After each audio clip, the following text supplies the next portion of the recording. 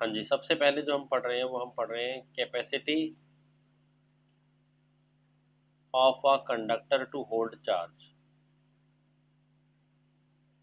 Capacitor कह लो या कंडक्टर कह लो, आखिर चार्ज होल्ड करने की कितनी कैपेसिटी है।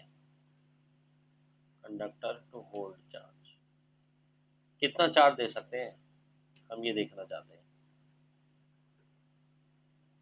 तो चलो मान लो एक तुम्हारे पास स्पेरिकल कंडक्टर है, तुमने इसको चार्ज दिया थोड़ा सा क्यू। चार्ज देने से होता क्या है, आंसर है चार्ज देने से इसका पोटेंशियल बढ़ता है, दैट इज के क्यू बाय आर, मान लेते हैं इसका रेडियस है। तुमने इसको चार्ज दिया, इसका पोटेंशियल बढ़ना शुरू हो गया, और चार्ज दिया पोटेंशियल और बढ़ने लग गया, और चार्ज दिया पोटेंशियल और बढ़ने लग गया। पोटेंशियल या चार्ज कैसे, इसके चारों तरफ में इलेक्ट्रिक फील्ड भी बनती है, आप लोग जानते हैं, है ना। इलेक्ट्रिक फील्ड क्या होता है, इलेक्ट्रिक फील्ड का हमने अलग रिलेशन किया, एक रिलेशन हमने डीवी बाई डी आर भी किया था, याद है। मतलब जैसे जैसे पोटेंशियल में चेंज आएगा, ई भी बढ़ता जाएगा, इलेक्ट्रिक फील्ड स्ट्रांग होता जाएगा।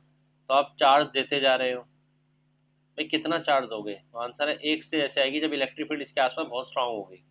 उसके बाद क्या होगा, उसके पास में जो एयर का मॉलिक्यूल है यहाँ पर, ठीक है, इसको इतनी स्ट्रांग एयर के मॉलिक्यूल इलेक्ट्रिक फील्ड मिलेगी, जो ये कंडक्टर बनाएगा, क्या करेगा ये, एयर के मॉलिक्यूल का प्लस इधर की तरफ और माइनस एक को, सिंपल भाषा बोले तो इसको पोलराइज कर देगा, एक तरफ प्लस और एक तरफ माइनस। ओवर स्ट्रांग करोगे तो क्या होगा, एयर के मॉलिक्यूल का ब्रेक डाउन हो जाएगा, और नेगेटिव चार्ज उछलकर इस पर आ जाएगा, और पॉजिटिव आगे चला जाएगा, मतलब आयनाइज हो गया। अच्छा, तो तुम इस पर चार्ज देते जा रहे हो, देते जाते देते आ रहे हो, और एक स्टेज ऐसी आई कि इतना जबरदस्त चार्ज हो गया कि उससे इतनी ज़्यादा स्ट्रॉन्ग इलेक्ट्रिक फील्ड बन गई कि पास में रखा एयर का मॉलिक्यूल का इलेक्ट्रॉन इसने खींच लिया। मान लो, मान लो एक मिनट के लिए, तुमने इस पर प्लस 100 यूनिट का चार्ज दिया, और उसके बाद 1 यूनिट और बढ़ाया, लेकिन उस 1 यूनिट के बढ़ने के बाद इसने पड़ोस से एयर के मॉलिक्यूल, एयर से एक नेगेटिव चार्ज खींच लिया, एयर को पोलराइज कर कर। तुमने +1 करा, इसने एयर से इलेक्ट्रॉन खींच लिया, और चार्ज अभी 100 का 100 रह गया। तुम चार्ज देने की सोच रहे थे, लेकिन अब चार्ज इसने लिया नहीं एक्स्ट्रा। फिर तुमने और चार्ज दिया 1 यूनिट, अब इसने क्या करा, यहाँ भी एयर का मॉलिक्यूल है, इससे फिर इलेक्ट्रॉन खींच लिया। अब इतनी स्ट्रॉन्ग एयर इलेक्ट्रिक फील्ड बन चुकी है कि अब इसके बाद तुम और चार्ज देते हो तो एयर के मॉलिक्यूल से इलेक्ट्रॉन खींच देता है। तो इसके बाद भी तुमने 1 यूनिट चार्ज पॉजिटिव इंक्रीज किया, इसने 1 इलेक्ट्रॉन खींच लिया। तो अब एक स्टेज ऐसी आ चुकी है कि इसके बाद अगर आप इसको और चार्ज देते हो, तो ये और चार्ज अपने ऊपर नहीं ले रहा, बल्कि एयर से एक नेगेटिव चार्ज और खींच लेता है, चार्ज वहीं का वहीं स्टेबल हो गया। अब इसकी चार्ज को होल्ड करने की कैपेसिटी फिक्स्ड हो गई, ठीक है। तो क्या हम किसी कंडक्टर पर इन्फिनिट चार्ज दे सकते हैं, आंसर है नहीं। जब चार्ज देंगे, जब चार्ज देंगे तो क्या होगा, वो अपने पास में रखे एयर या जो भी मीडियम है उसको आयनाइज कर कर वहां से फिर इलेक्ट्रॉन खींचना शुरू कर देगा, और अब उसकी चार्ज लेने की एक लिमिट हो जाएगी, उसके बाद वो चार्ज नहीं ले पाएगा, ठीक है ना। तो कैपेसिटी ऑफ अ कंडक्टर को हम क्या बोले, हम बोल सकते हैं कि ये एक मैक्सिमम वैल्यू है कंडक्टर की जहां तक वो चार्ज होल्ड कर सकता है, ठीक है। कुछ बात समझ में आई है मेरी, मैं जो समझाना चाह रहा हूँ। क्या आप कंडक्टर पर, आवाज आ रही मेरी, capacity of conductor, it is the maximum capacity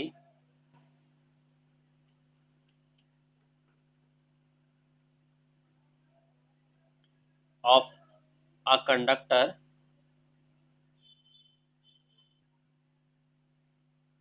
to hold charge,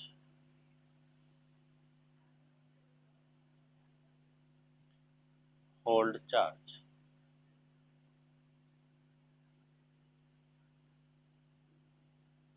beyond this the charge leaks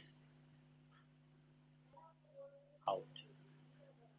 इस लिमिट के बाद चार्ज जो है वो लीक कर जाएगा और आप चार्ज इसको नहीं दे पाएंगे।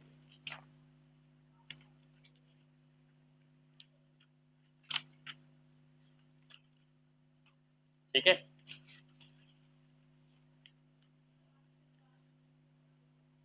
इसके बाद चार्ज की लीकेज शुरू हो जाएगी और आप चार्ज नहीं दे पाएंगे। तो रीज़न मैंने समझा दिया। जैसे जैसे आप चार्ज देंगे तो क्या होगा, पोटेंशियल और इलेक्ट्रिक फील्ड इंक्रीज होगी और एक ऐसी स्टेज आएगी कि इलेक्ट्रिक फील्ड इतनी स्ट्रांग हो जाएगी कि आसपास में एयर को आयनाइज कर कर वहां से इलेक्ट्रॉन खींच कर वो चार्ज का मतलब चार्ज आप बढ़ाएंगे +1, वो इलेक्ट्रॉन खींच लेगा, बैलेंस कर देगा। ठीक है। ओके, किस पे डिपेंड करता है ये, इसकी कैपेसिटी? तो आंसर है, ये कैपेसिटी जो है it depends upon the medium around the conductor. Capacity depends upon the medium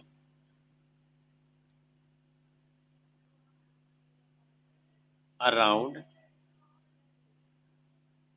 the conductor.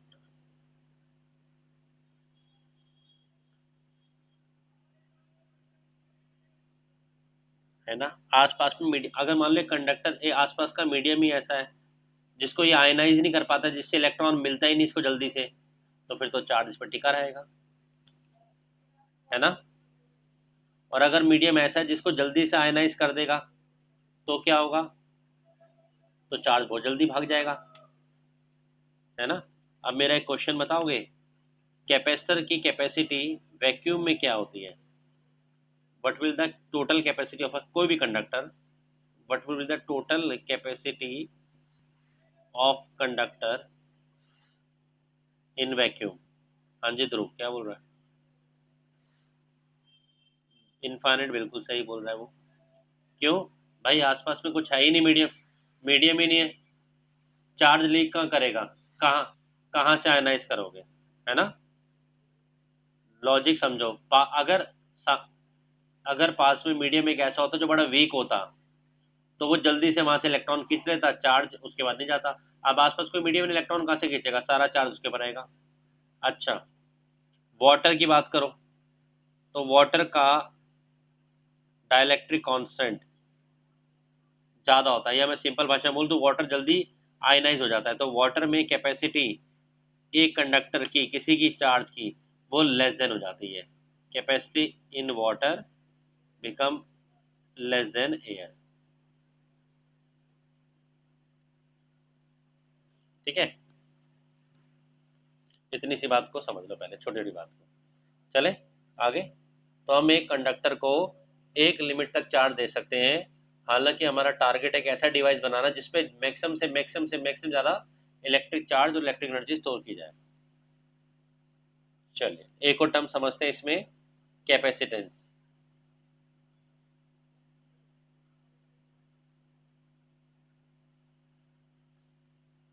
Capacitance of a conductor.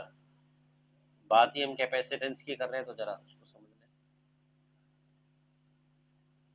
अभी भी जैसे मैंने आपको एक फॉर्मूला बताया था, वी, आप लोगों ने डिराइव भी किया है, is equal to Q Q by R. मतलब वी क्यू के डायरेक्टली प्रोपोर्शनल है, इसका मतलब Q is also, sorry, V is proportional to Q, V depend on the Q. जैसे जैसे आप चार्ज बढ़ाएंगे वैसे वैसे वी भी बढ़ेगा, दोनों डायरेक्टली प्रोपोर्शनल है। ठीक है बात। या ऐसे लिख दूं, potential is directly proportional to Q, एक ही बात है ना। अगर आप किसी कंडक्टर पे बॉडी पे चार्ज देते जाएंगे, जैसे जैसे क्यू बढ़ता जाएगा, ये के और आर मान लो, अगर स्पेरिकल कंडक्टर कांस्टेंट है तो वी भी बढ़ता जाएगा। ओके। तो यहाँ पर अगर हम ये हटाएंगे तो एक कांस्टेंट का साइन लगाएंगे। ओके। तो यहाँ जो कांस्टेंट लगेगा वो कांस्टेंट होगा वी, इसको मैं क्यू की पैटर्न लेता हूँ तो आसान रहेगा। Q is proportional to V, ऐसे लिख के समझना आसान, तुम कंफ्यूज होगी। So Q is equal to some constant C into V, where C is called capacitance of और what is the formula for C? C become Q by V. इसको explain करता हूँ, C is equal to Q by V.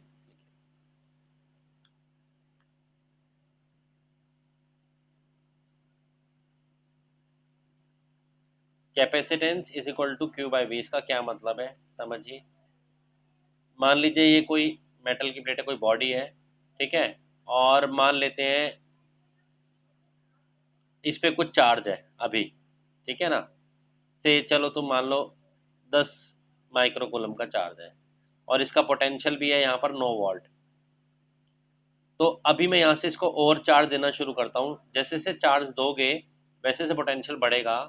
तो कितना charge हम देंगे और potential 1 volt बढ़ जाए, वो इसकी कैपेसिटेंस होती है। आपने कितना चार्ज दिया ताकि पोटेंशियल में 1 वोल्ट का इंक्रीज आए। और याद रखो जैसे जैसे पोटेंशियल बढ़ेगा ना, वैसे वैसे इलेक्ट्रिक फील्ड स्ट्रांग होगी, आयनाइज करेगा, और चार्ज का लीकेज स्टार्ट हो सकता है। तो हम चाहते हैं पोटेंशियल जल्दी जल्दी ना बढ़े, वो हमें फ़ायदा है। बहुत सारा चार्ज दे दें ना बढ़े, पर फिलहाल तुम समझो, तो इसलिए इसकी कैपेसिटेंस ज़्यादा होनी चाहिए। तो फिलहाल समझो अगर किसी का पोटेंशियल, वैसे चेंज इन पोटेंशियल लिख सकते हो, कंडक्टर का पोटेंशियल 1 वोल्ट चेंज होता है, तो उस केस में उसका कैपेसिटेंस उस पे दिए जाने वाले चार्ज के इक्वल है। कैपेसिटेंस क्या है?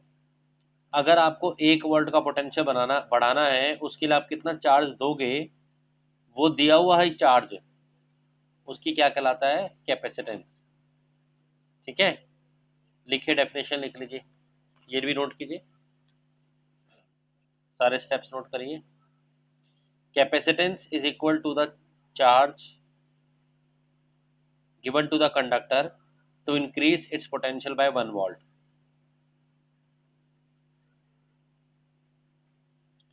Capacitance is equal to the charge given to the conductor to increase the potential by 1 volt.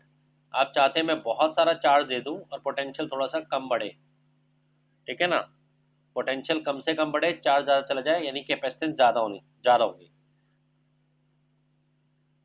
Capacitance V के inversely proportional. Capacitance of a is equal to the charge given to the conductor to increase the potential by 1 volt.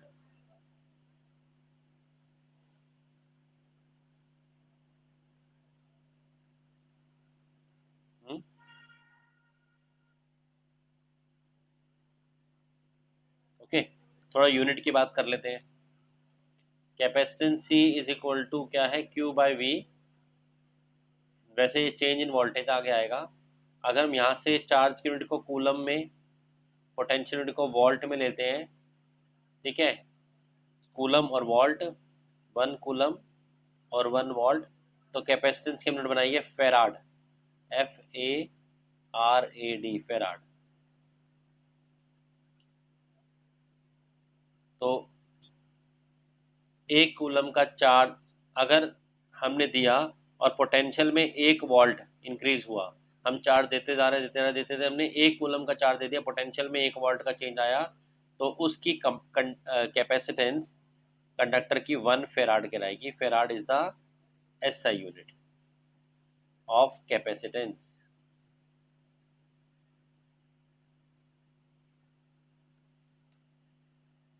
Okay,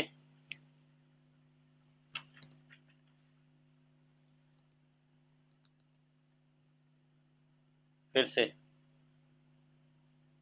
Q V के proportional है। जैसे जैसे आप charge देंगे potential बढ़ेगा। Q is equal to C into V आया, और C is equal to Q by V हो गया। अब बच्चे सोचते हैं कि अगर हम Q बढ़ाएंगे तो C भी बढ़ेगा, क्या ऐसा है? आंसर है नहीं। एक्चुअली में जैसे जैसे आप Q बढ़ाओगे ना, इंक्रीज करोगे, V भी उसी रेशो में इंक्रीज कर जाएगा, और इसका जो रिजल्ट है वो ये वाली वैल्यू एक कांस्टेंट रहेगी। तो कैपेसिटेंस Q और V के बढ़ने पर, जैसे रेजिस्टेंस की बात करो, रेजिस्टेंस था V बाई आई, अगर आपने पोटेंशियल बढ़ाया तो करंट भी तो बढ़ गया, तो उनका रेशो भी बढ़ गया, तो ये वाली वैल्यू कांस्टेंट रह गई। बिल्कुल उसी तरह से कैपेसिटेंस किसी कंडक्टर का Q और V पर डिपेंड नहीं करता, क्योंकि अगर आप क्यू बढ़ाएंगे तो वी भी उसी रेशो बढ़ जाएगा और कैपेसिटेंस क्या रहेगा, कांस्टेंट। लेकिन हमेशा रहेगा आंसर नहीं, कुछ और बातों पर डिपेंड करता है। अगर आप एक चार्ज और वी पर डिपेंड नहीं करता, उसके शेप साइज डायमेंशन में फर्क पड़ डिपेंड करेगा, पर इन पर डिपेंड नहीं करता। अच्छा, फेराड, फेराड आप पढ़ेंगे, बड़ी बहुत बड़ी यूनिट है। तो कॉमनली आप देखेंगे इलेक्ट्रिकल सर्किट्स में माइक्रो फेराड चलता है, और 1 माइक्रो फेराड 10⁻⁻⁻6 फेराड के इक्वल है। इलेक्ट्रॉनिक सर्किट जितने भी होते हैं उनमें पिको फेराड इसकी यूनिट चलती है, और 1 पिको फेराड और भी छोटा यूनिट्स, दैट इज 10⁻⁻12 फेराड है। जैसे अगर मैं फैन के लिए आपको बताऊं, तो फैन के लिए 2.4 माइक्रोफेराड के कैपेसिटर्स इस रेंज में यूज होते हैं, जबकि एसी में थोड़े से ज़्यादा चाहिए होते हैं, दैट इज 60 माइक्रोफेराड। आप समझ गए क्यों? क्योंकि एसी को और भी ज़्यादा शुरू में स्टार्ट होने के लिए करंट चाहिए होता है।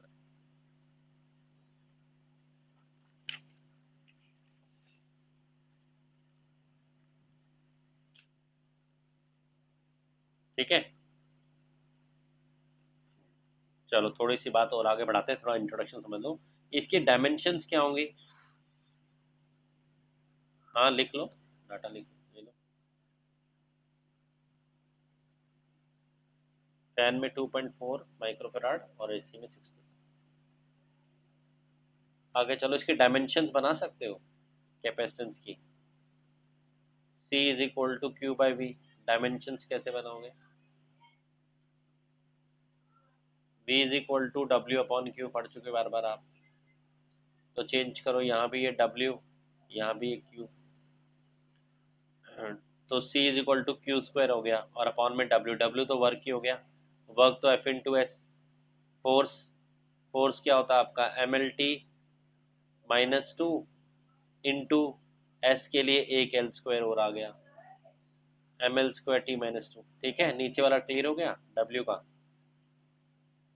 W होता है F इंटू एस, एफ हो गया MLT-2, एक एस और आ गया। ठीक है, ये क्यू को क्या करे, क्यू तो कुछ नहीं होता, एम्पियर होती है फंडामेंटल यूनिट। तो I is equal to Q by T होता है। तो क्यू को चेंज करो तो क्या बनेगा, बोलिए। क्यू को चेंज करो, बोलो। इंटू टी में, पहले आई इंटू टी में चेंज करेंगे तो आई इंटू टी हो जाएगा आई स्क्वायर टी स्क्वायर, यानी कि A square T square upon, upon में unit M L square T-2। Electrical unit पूछी जाती है, इसलिए मैंने आपको बता दिया। तो फाइनली कैपेसिटेंस की यूनिट क्या बनी, बताइए। फाइनली एम ऊपर चला जाएगा, M-1, L-2, टी ऊपर जाकर T4, और एम्पियर की A2। ये कैपेसिटेंस की dimension unit fair.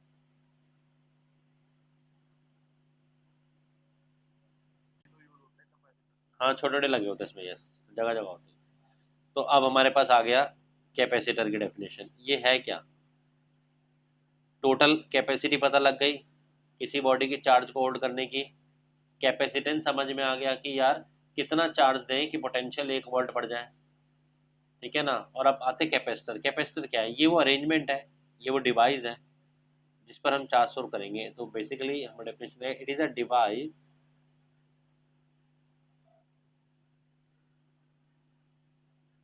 Which can, a part, use to store charge. Basically हम इस पे चार्ज स्टोर करते हैं, और अल्टीमेटली चार्ज की जो है एनर्जी को भी स्टोर करते हैं। Device which is use to store charge and hence store energy. Energy, electrostatic potential energy, इस फॉर्म में एनर्जी रहती है।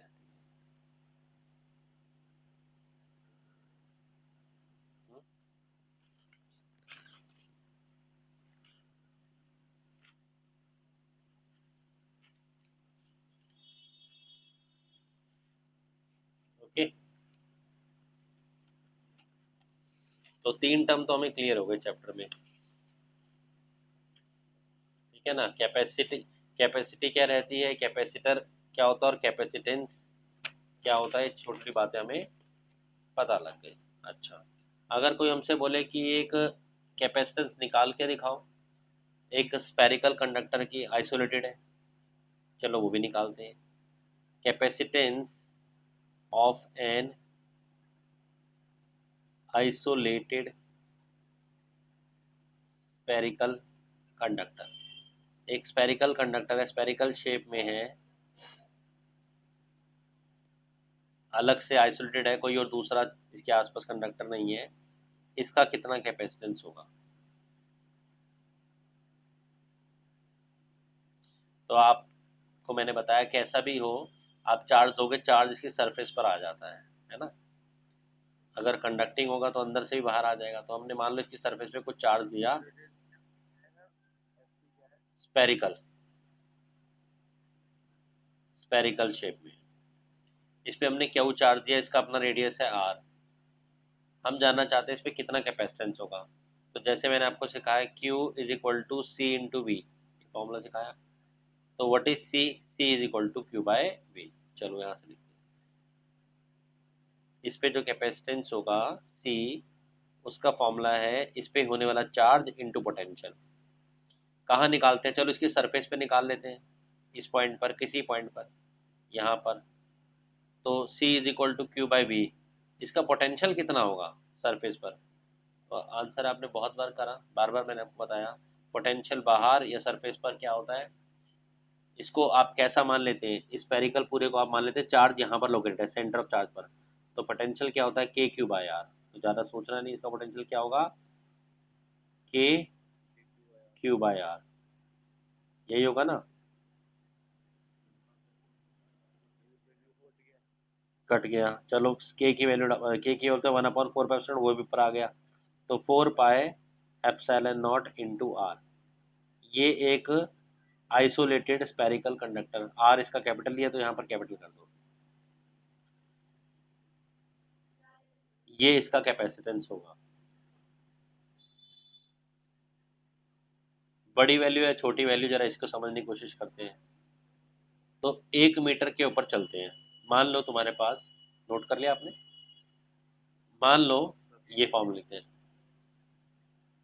लीजिए, मान लीजिए कैपेसिटेंस ऑफ अ स्पेरिकल, मान लो हमने एक स्पेरिकल कैपेसिटर बना दिया, एक ऐसा अरेंजमेंट कर दिया जिसमें हमने चार्ज को स्टोर कर दिया, और उसके कैपेसिटेंस का ये फॉर्मूला है। तो हमने कहा चल यार इसका रेडियस ना 1 मीटर रख लो, 1 मीटर बड़ा एक मेटल का अरेंजमेंट बनाया, स्पेरिकल कंडक्टर, कंडक्टर ही होता है, 1 मीटर कम तो नहीं होता। हाँ वही तो कह रहा हूँ, 3.25 फुट होता है 1 मीटर भी। तो डायमीटर काफी बड़ा हो गया तुम्हारा, 6 फुट के आसपास का हो गया। तो जरा एक बार इसकी देखो सही कैपेसिटेंस क्या आ रही है। तो कैपेसिटेंस आ गई इसकी 1/4 की वैल्यू बताओगे कितनी थी, याद है। 9 इंटू, तो ये तो उल्टा है, तो इसकी वैल्यू क्या होगी, इसका उल्टा कर दो, 1/9 इंटू 10⁻⁹ 4 पाई एप्सिलॉन नॉट की, ठीक है ना। इंटू रेडियस तुमने कहा है 1 मीटर, यही तो बोला है। अच्छा, अब इसको थोड़ा सिंप्लीफाई करने के लिए काम करते हैं, 10 की पावर को ऊपर ले जाते हैं, एक जीरो यहाँ लगा देते हैं, बढ़ा देते हैं, थोड़ा ना आसान करने के लिए काम करते हैं। यहाँ पर एक 10 और नीचे और ऊपर लगा लेते हैं। तो अब मेरे पास आ गया 10/9, तो एक वैल्यू आ गई, और ये ऊपर जाकर हो गया 10 की पावर -10, -10, और ये काट के लगभग 1.1 आ गया फेराड, ठीक है ना। तो 1 मीटर का भी तुमने एक कंडक्टर, 1 मीटर साइज का स्पेरिकल कंडक्टर लिया, तो तुमने देखा उसका कैपेसिटेंस इतना कम आ रहा है, 1.1 इंटू 10⁻⁻10 फेराड, मतलब माइक्रो कराड से भी बहुत छोटी वैल्यू है, जरा सा। मतलब ये इतना बकवास कैपेसिटर है ना। तुम इस पर कैपेसिटेंस की डेफिनेशन में जाओगे, कैपेसिटेंस आई है, क्या डेफिनेशन थी, 1 वोल्ट का पोटेंशियल बढ़ाने के लिए तुम्हें जो चार्ज देना पड़ता है ना, वही कैपेसिटेंस है। तो इसका मतलब क्या हुआ? अरे इतना सा, जरा सा चार्ज दोगे, सिर्फ 10 तो पोटेंशियल 1 वोल्ट बढ़ जाएगा। तो इस पर थोड़ा सा चार्ज देते ही पोटेंशियल एकदम फुल हो जाएगा। इसका पोटेंशियल फुल होते ही क्या होगा? आसपास की एयर को आयनाइज कर देगा और चार्ज की लीकेज स्टार्ट होगी। मतलब जरा से चार्ज में फुल हो जाएगा ये। आप इस पर ज़्यादा चार्ज स्टोर नहीं कर पाओगे। समझो इस बात को। इसका कैपेसिटेंस बहुत, मुझे तो एक ऐसा चाहिए था कि मैं ज़बरदस्त चार्ज दूं दूं दूं दूं दूं और पोटेंशियल 1 वोल्ट बहुत मुश्किल से बढ़े। ये तो इतना, वापस जाओ डेफिनेशन पे ना। अभी क्या लिखवाया था मैंने आपको? Electric capacitance Q is equal to C into V, और C इज इक्वल टू बना Q बाई वी। तो मैंने आपको यही तो कहा था कि अगर पोटेंशियल को 1 वोल्ट इंक्रीज करना है तो जितना चार्ज देना पड़ता है वही उसकी कैपेसिटेंस हो जाती है। तो अगर कैपेसिटेंस की वैल्यू ही बहुत कम है, 10⁻⁻10 के फैराड में है, तो भाई उस पर चार्ज भी बहुत कम हो गया। मतलब इतना छोटा सा चिन्ना सा चार्ज दिया, पोटेंशियल 1 वोल्ट बढ़ गया, और पोटेंशियल बढ़ते इलेक्ट्रिक फील्ड बढ़ गई। इलेक्ट्रिक फील्ड, फिर आपने थोड़ा सा और चार्ज दिया, मतलब आप चार्ज भर ही नहीं पाए, और पोटेंशियल फुल होकर, इलेक्ट्रिक फील्ड फुल होकर आसपास की एयर को आयनाइज करना शुरू कर दिया। हमने कहा यार ज़्यादा मज़ेदार नहीं है। चार्ज हम स्टोर करना चाह रहे थे, स्पेरिकल तो काम नहीं कर रहा, इतना अच्छा नहीं कर रहा, तो कुछ और सोचना पड़ा।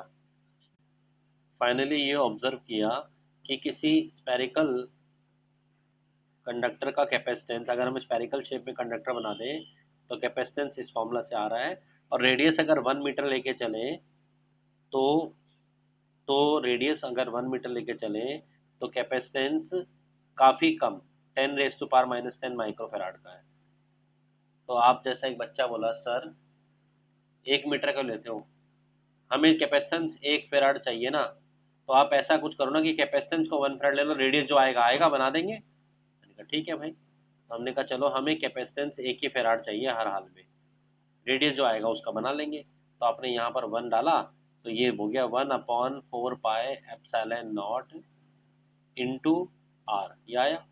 और आपने कहा सर 1/4πε0 तो 9 × 10⁻⁹ होता है? इतना बड़ा रेडियस ऑफ अर्थ, बताओ मैं क्या होता है? रेडियस ऑफ अर्थ होता है 6.4 × 10⁻⁶मीटर, 10⁻6, 10⁻9, 1000 गुना तो ये बड़ा हो गया, 10⁻3, और लगभग 6.5 और 9, 1.5 गुना ये। तो ये जो रेडियस हम बात कर रहे हैं जिस पर, क्यों बेटा 1/4πε0 है ना, पूरा पूरा ऊपर थोड़ी क्या। हाँ, तो ये इसी पूरे की वैल्यू होती है। तो अगर अगर तुम्हें 1 फेराड का कंडक्ट कैपेसिटेंस चाहिए किसी स्पेरिकल कंडक्टर में, तो उसका भाई radius 1500 Guna radius of earth से बड़ा रख दो। तो जो आपका जैसा बच्चा एक बोल रहा था, तो मैंने कहा भाई बना ले इतना बड़ा, जितनी बड़ी अर्थ है उससे भी 1500 गुना रेडियस चाहिए, जब जाते कि कैपेसिटेंस 1 फेराड होगा उसका। मतलब 1 वोल्ट का पोटेंशियल बढ़ेगा, एक इतना सारा, अगर इतना चार्ज जाएगा तो 1 फेराड का। हमने कहा यार इसका मतलब दो बातें हैं, एक तो स्पेरिकल कंडक्टर पे चार्ज बहुत कम स्टोर कर सकते हैं, दूसरा 1 फेराड भी कोई छोटी यूनिट नहीं है, 1 फेराड भी बड़ी यूनिट है। इसलिए क्वेश्चन आता है वाई 1 फेराड इज अ बड़ी यूनिट। तो हम बताएंगे कि ये एक स्पेरिकल कंडक्टर इतना होता है। इवन अर्थ का भी निकालना चाहें अगर हम कैपेसिटेंस, अगर हम अर्थ के इतने बढ़ा दें तो हम बोलते हैं कैपेसिटेंस हो गया 4πε0 इंटू आर। अगर हम यहाँ पर अर्थ का रेडियस रख दें, तो अर्थ का रेडियस जैसे मैंने आप लोगों को बताया ये होता है 6.4 × 10⁻⁶ मीटर। ये डाला तो अप्रोक्सीमेट हमने देखा 711 माइक्रोफेराड आ रहा है। मतलब 1 फेराड तो वेरी वेरी बिग यूनिट है। 1 farad is a very big unit. इसीलिए मैंने आपको स्टार्टिंग में बताया प्रैक्टिकल पर्पसेस के लिए काफ़ी छोटी छोटी छोटी छोटी यूनिट्स चाहिए होती है। प्रिंसिपल ऑफ कैपेसिटर, हमें कैपेसिटर डिज़ाइन करना चाहते हैं और अल्टीमेट पर्पस क्या है कि यार इसमें बहुत ज़बरदस्त ज़्यादा चार्ज स्टोर कर सकें, स्पेरिकल में तो नहीं हो सकता। तो फिर हमने कहा क्या करें यार, क्या करें। हमने कहा ठीक है एक काम करो, एक मेटल की प्लेट ले लेते हैं, फर्स्ट प्लेट, इसको एक आइसोलेटेड स्टैंड पर रख लेते हैं ताकि चार्ज लीक ना करे, और इसको चार्ज देते हैं। कैसे देंगे, बैटरी से कनेक्ट कर देंगे, इस पे चार्ज आना शुरू हो जाएगा, इसको चार्ज भरना शुरू कर दिया हमने। ठीक, अब चार्ज भरना शुरू करा तो क्या हुआ, वही कहानी पुरानी वाली हो गई। इस पे जैसे जैसे क्यू बढ़ा रहे हैं, इसका वी बढ़ रहा है, वी बढ़ने से ई बढ़ रहा है, आसपास की एयर को एनएच कर देगा, एक स्टेज तक आकर अब हम इसको चार्ज नहीं दे सकते। तो ठीक है, हमने कहा यार अब इसका ये कैपेसिटेंस मैक्सिमम हो गया। कहने एक काम और करो, इसके पड़ोस में एक दूसरी मेटल, एक प्लेट ले आओ मेटल की। ठीक है, ले आते हैं।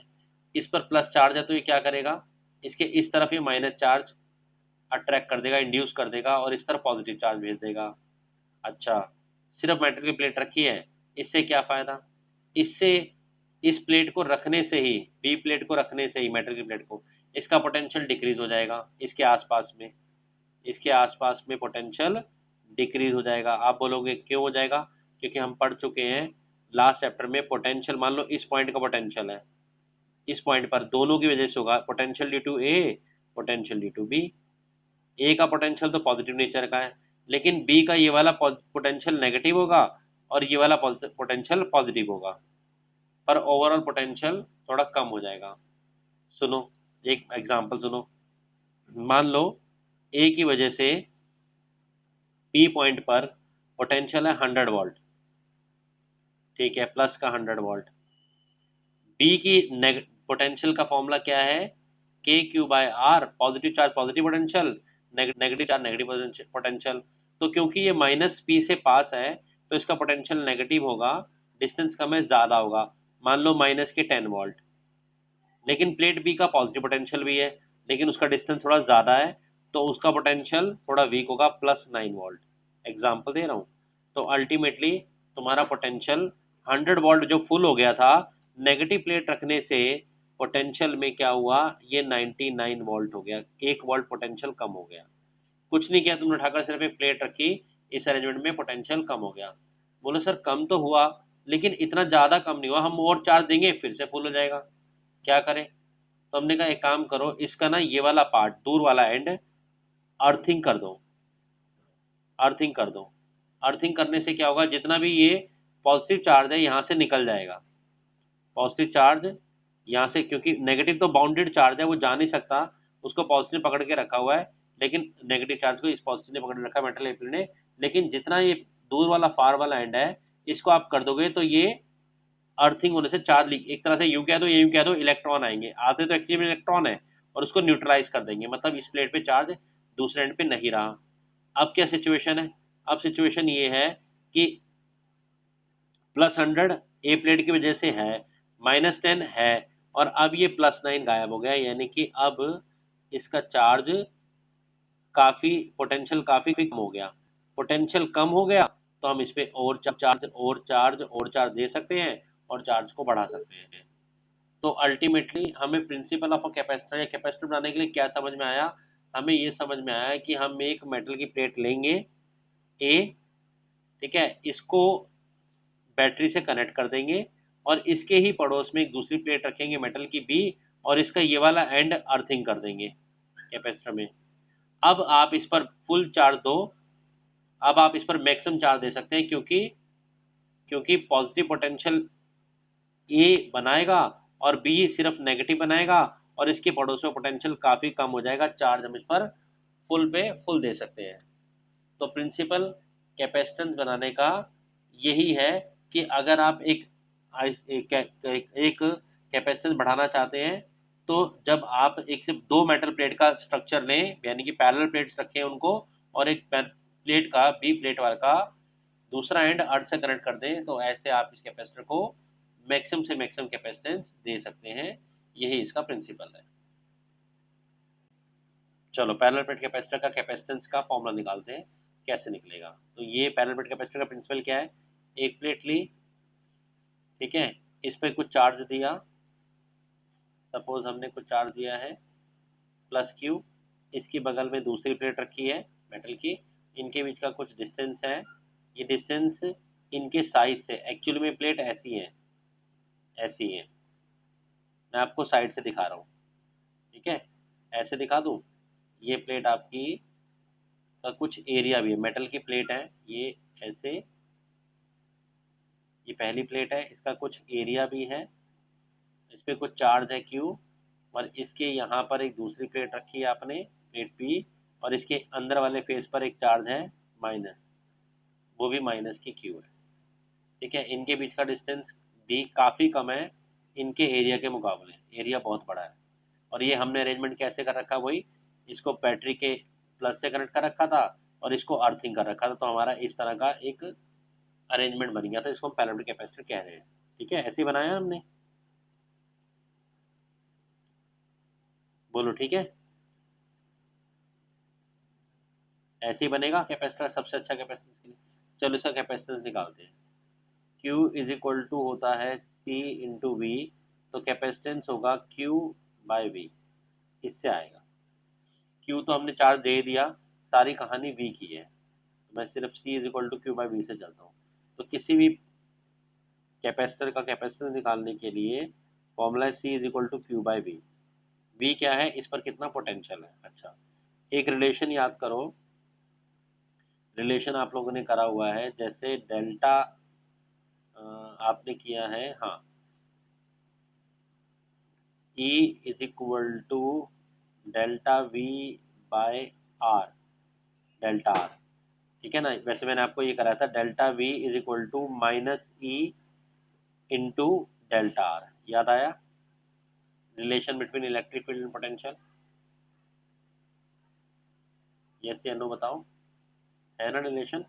मैग्नीट्यूड में सिर्फ ये इतना है, तो जब हम इस पे चार्ज देंगे, इसका कुछ पोटेंशियल का डिफरेंस जो होगा डेल्टा वी है, उसको हम चेंज करके यहाँ लिखेंगे Q by V. V is E into the distance, distance यहाँ पर जो है वो है आपका डी। ठीक है, पोटेंशियल जो है वो बेसिकली चेंज इन पोटेंशियल है, और चेंज इन पोटेंशियल होता है इन टू डी। ये आ गया capacitance, capacitance is equal to Q upon into D.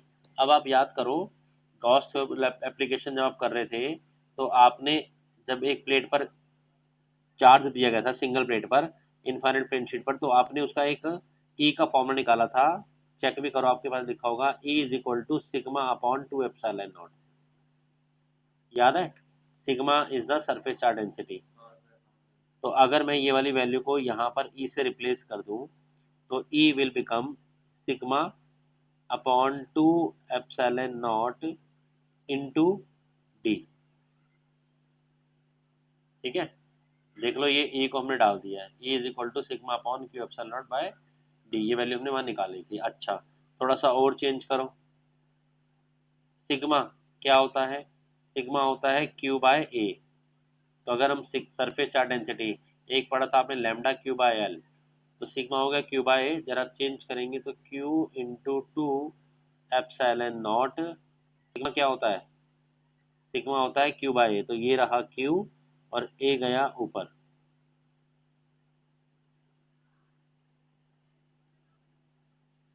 A into D.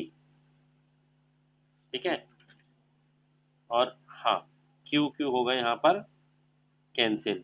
अच्छा, एक चीज और तुम्हें बता रहा हूँ, वो तुम्हारा अभी क्वेश्चन में भी था, यहाँ पर अभी हम जब बात कर रहे हैं, तो वो एक प्लेट रखी थी, उसका कैपेसिटेंस था sigma upon two epsilon not, लेकिन यहाँ पर एक और प्लेट रखी है, इसका भी सिग्मा अपॉन टू एप्सिलॉन होगा, तो हमें लिखना चाहिए सिर्फ सिग्मा अपॉन में एप्सिलॉन नॉट, तो ये टू हट गया आपका। ठीक है ना, समझ लो दोबारा से, जब आपने डेरिवेशन की थी तो वहां पर सिर्फ सिंगल एक ही प्लेट थी, और इस प्लेट से वजह से इस पॉइंट बना था सिग्मा अपॉन टू एप्सिलॉन। यहाँ पर एक और प्लेट है, तो इस एक और प्लेट पर अगर यहाँ चार्ज रखोगे तो इस पर भी इलेक्ट्रिक फील्ड ऐसे ही बनेगी, तो वो डबल हो जाएगा, इसका डबल सिग्मा अपॉन एप्सिलॉन हो जाएगा। ये तुम्हारे को क्वेश्चन भी था। तो कैपेसिटेंस का वन अपॉन टू फुल हो जाएगा ना, हाफ हाफ और हाफ वन होता है ना। तो अल्टीमेटली पैरेलल प्लेट कैपेसिटेंस का तुम्हारे पास जो फॉर्मूला आया, वो फॉर्मूला बड़ा ही फेमस और इंटरेस्टिंग फॉर्मूला आया, epsilon not a upon D. Parallel plate capacitor का जो कैपेसिटेंस होता है वो एप्सिलॉन नॉट, यानी कि permittivity of free space, area of the plate, दोनों प्लेट कितना एरिया है उस पर, और उनके बीच के डिस्टेंस पे डिपेंड करता है। दोनों प्लेट का दोनों प्लेट का एरिया भी हमने सेम रख के चले हैं, सेम रखते हैं प्लेट। और डी क्या है उनके बीच का डिस्टेंस। यस, ये कैपेसिटेंस का आपका फॉर्मूला आ गया। इस नहीं नहीं, area one plate, area one. अब यहाँ से साफ है कैपेसिटेंस क्यू पे डिपेंड नहीं कर रहा, बी पे डिपेंड नहीं कर रहा, फिर कैपेसिटेंस किस पे डिपेंड कर रहा है, इस फॉर्मूला से क्लियर है।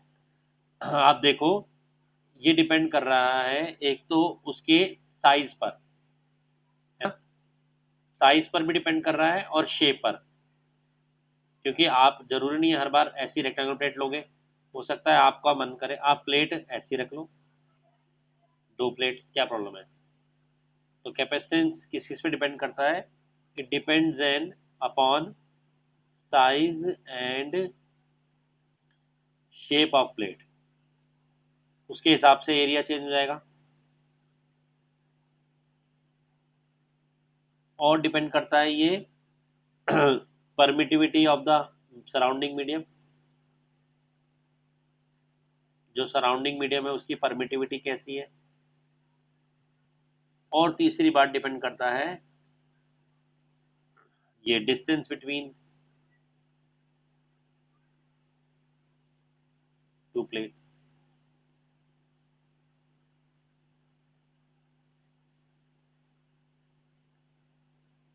टू प्लेट्स इन सब फैक्टर पे डिपेंड करता है। ये वैसे मैंने समझाया पर आप ट्राई खुद करना। क्वेश्चन ये है, एज्यूम, नोट कर लीजिए,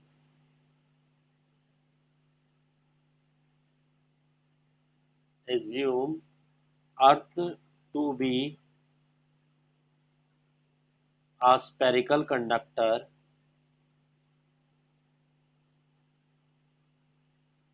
of radius 6400 kilometers.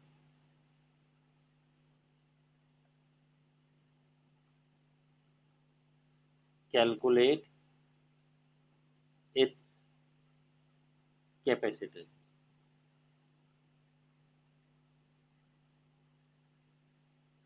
Capacitance, okay. अगर हम अर्थ को एक स्फेरिकल मान लें जो थोड़ा सा इलेप्टिकल है, तो ये आपको मैं सिखा चुका हूँ कैपेसिटेंस क्या होता है, 4 pi epsilon naught into are.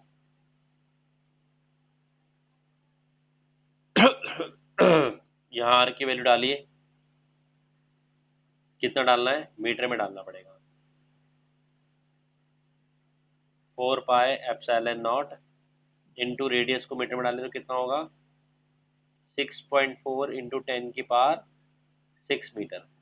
ठीक है, अब निकालने पे मत जाओ, इसका कैपेसिटेंस आप याद कर लो, अर्थ का 711 माइक्रोफेराड ये होता है। मतलब इतनी बड़ी अर्थ पर भी का भी कैपेसिटेंस 1 फेराड नहीं है, इससे पता लग रहा है कि 1 फेराड बड़ी यूनिट है। एक क्वेश्चन और देखो, चलो ये करके दिखाइए आप मुझे। क्वेश्चन है 27 स्पेरिकल ड्रॉप्स हैं, 711 माइक्रोफेराड। 27 स्पेरिकल ड्रॉप्स हैं ऑफ रेडियस 3 mm।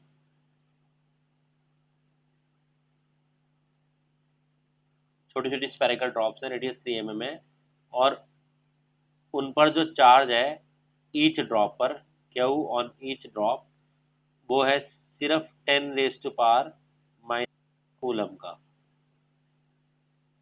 ठीक, एक पर ये सब ड्रॉप कंबाइंड हो जाती हैं, are combined to form a single drop.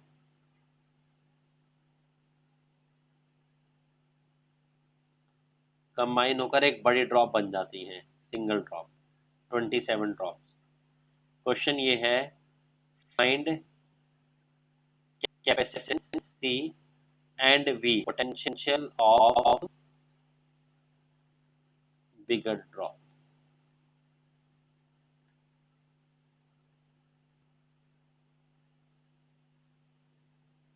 हो गया, भाई 27 ड्रॉप्स हैं, 3 mm की ईच है, और रेट क्यू भी दे रखा है, दो कब सिंगल सिंगल ड्रॉप बन रही है, कैपेसिटेंस निकालना है। अब तुम्हें कैपेसिटेंस का फॉर्मूला पता है स्पेरिकल ड्रॉप का? कैपेसिटेंस का फॉर्मूला होता है 4 pi epsilon naught into R, यही फॉर्मूला है ना। सारी कहानी आर पर आकर टक रही है ना, कोई दिक्कत नहीं है। छोटी छोटी 27 ड्रॉप का वॉल्यूम और बड़ी वाली का वॉल्यूम एक ही बात है ना, वॉल्यूम तो सेम होगा ना, वही 27 ड्रॉप मिलके बड़ी बनी है। तो 27 का वॉल्यूम होगा 27 × 4/3 pi R cube should be equal to 4/3 pi बड़ा आर क्यूब, यही तो कहानी है। 27 मिलकर बने तो वॉल्यूम तो सेम हो गया, 4/3 पाई कैंसिल, और रिजल्ट आया भाई बड़ी जो ड्रॉप है उसका रेडियस 3 × R होगा, ठीक है। 3 टाइम छोटा होगा बस, तो यहाँ से कैपेसिटर डालते हैं। कैपेसिटेंस में 1/4 पाई एप्सिलॉन की वैल्यू होती है 9 × 10, ये उल्टा हो गया तो ये कितना हो जाएगा बोलो? इसकी वैल्यू हो गई 1/9 × 10⁻⁹ ठीक है, इंटू आर, वो 3R के बराबर है। 3 छोटी ड्रॉप का रेडियस कितना है 3 mm, चेंज करो 3 × 10⁻⁻³ आर 3R के बराबर है, ये मैंने 3R लिख दिया, बोलो ठीक है। 3 और 3 9, 9 से 9 उड़ गया, तो कैपेसिटेंस कितना आया 10⁻⁻12 फेराड, जिसको हम 1 पिको फेराड कहते हैं। स्ट्रेट फॉरवर्ड आ गया, ठीक है, बोलो क्लियर। अब आ जाओ पोटेंशियल की बात कर लेते हैं। Potential Q is equal to C into V होता है, तो V होगा Q/C, उस पर पोटेंशियल जो होगा वो होगा Q/C। C तो तुम लोगों ने अभी मेहनत करके निकाल दिया, कितना है आपका 10⁻⁻12 फेराड, यहाँ जब भी लेना है सेल मिलना है। अब आ जाओ चार्ज, चार्ज कितना होगा बड़ी ड्रॉप पर, तो आंसर है भाई चार्ज तो कंजर्व्ड होता है, सभी ड्रॉप का मिलकर टोटल चार्ज आ जाएगा। एक सिंगल ड्रॉप पे कितना चार्ज था 10⁻⁻12 था, अब 27 ड्रॉप मिल गए तो चार्ज थोड़ी कहीं जाएगा, इंटू 27 टाइम बढ़ जाएगा। चार्ज की क्या कहानी है, 12 से 12 कैंसिल, -12 कैंसिल, पोटेंशियल हो गया 27 वोल्ट। तो बड़ी जो ड्रॉप है उसका पोटेंशियल होगा 27 वोल्ट, और कैपेसिटेंस कितना आया था तुम्हारा 1 पिको फेराड।